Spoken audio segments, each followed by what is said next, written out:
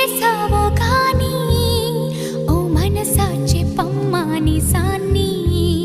క్షణం మాగనంటోంది వాణి మరీ చిలిపిది వయసు